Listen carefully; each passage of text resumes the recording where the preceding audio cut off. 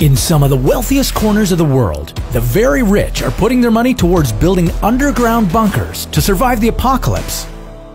These subterranean safe havens are designed to withstand disasters like dirty bombs, pandemics, and their aftermaths. But if humanity crumbles on the surface, could you actually survive underground, long term? How could you make sure you don't run out of food? Where would you get your power? And should you invite your friends? This is What If, and here's what would happen if we were forced to live underground. First things first, if we want to survive in our new underground homes, it's going to take some serious planning and supplies. You'd probably want a team with you to keep up with all the work required to keep things going. But even if you had all that, could your mind handle all the psychological dangers involved? Before we worry about anything else, the first thing we need to figure out is how to power our bunker. Well, it's safe to assume that any cataclysmic event would have wiped out our power grid, and any power workers are probably dead or hiding in their own bunkers. So the obvious solution would be just to plop a bunch of solar panels down and then we'd be good, right? Not exactly.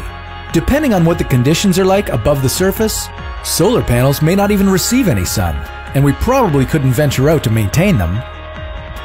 Instead of looking up, we might be better off digging further down to take energy from the Earth itself. Geothermal energy is the heat of the Earth, extracted from hot water and rock. It'd probably be our best bet. Once we got the lights on, we'd need to focus on access to fresh water. Again, seeing that it's probably too dangerous to leave the bunker, it's going to be more difficult than just setting something up to collect rainwater. So we'll dig some more until we hit a source. But we have to be very careful. For one thing, all this water would need to be purified before drinking. And we'd also have to contain the source to avoid flooding. This is a bunker, not an in-ground pool. All this digging would make us pretty hungry, so we'd have to stock up on lots of canned food before bunkering down. Non-perishable meals would do wonders, but the supply would only last so long. If we wanted to outlast it, we'd have to set up some hydroponic gardens to grow fruits and vegetables. And we'd be best to bring some farm animals with us for food. Hey, we never said this had to be a small bunker. One thing most people don't think of in these highly sophisticated survival plans is what we would do with our poop. If we just let our bodily waste pile up somewhere, we're probably going to get sick real quick. So why not put it to good use?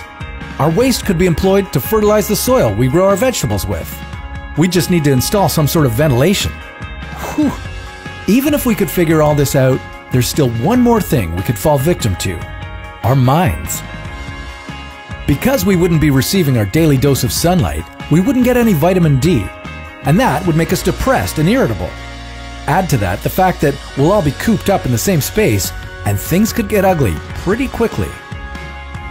So, even though surviving underground is technically possible, it would require extensive resources and would probably be pretty miserable. But hey, these are billionaires trying to build bunkers right now. So maybe one of them will figure out a way to safely replicate the sun's rays. But that's a topic for another What If.